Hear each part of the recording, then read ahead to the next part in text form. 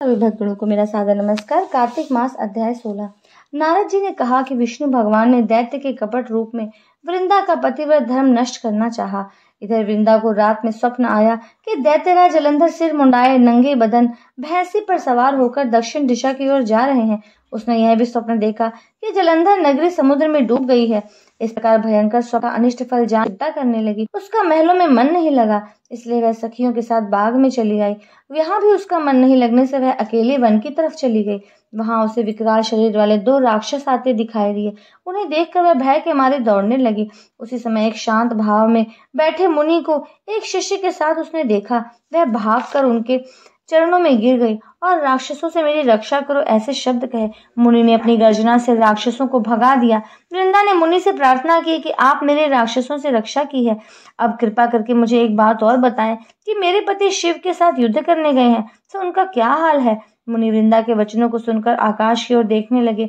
उसी समय उन्हें 2 बंदर दिखाई दिए जिनके हाथ में जलंधर का सिर व धड़ था। अपने पति का यह हाल देखकर वृंदा मूर्छित हो गई।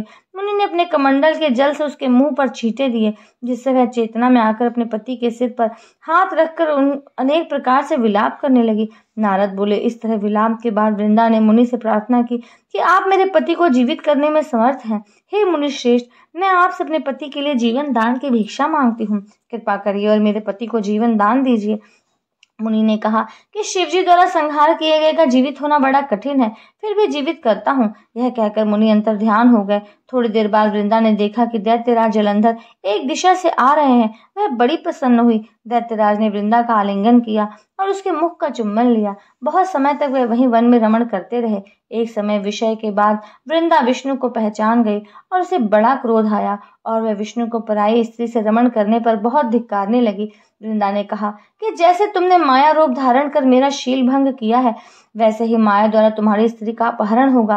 वे ही राक्षस जो द्वारपाल थे, वे ही हरण करेंगे। ऐसा कहकर वृंदा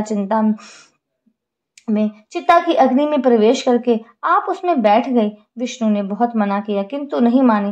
विष्णु भी उसकी चिता की भस्मी लगाकर वही रहने लगे।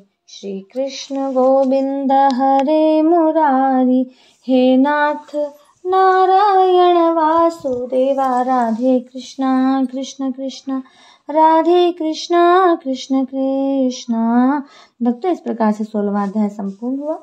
आशा करती हूँ कि आप इस वीडियो से लाभ प्राप्त करेंगे और अधिक लाभ प्राप्त करने के लिए मेरे चैनल को सब्सक्राइब करें, बेल आइकन को प्रेस करें, वीडियो को अधिक से अधिक शेयर करें। नया वीडियो आने तक नमस्कार।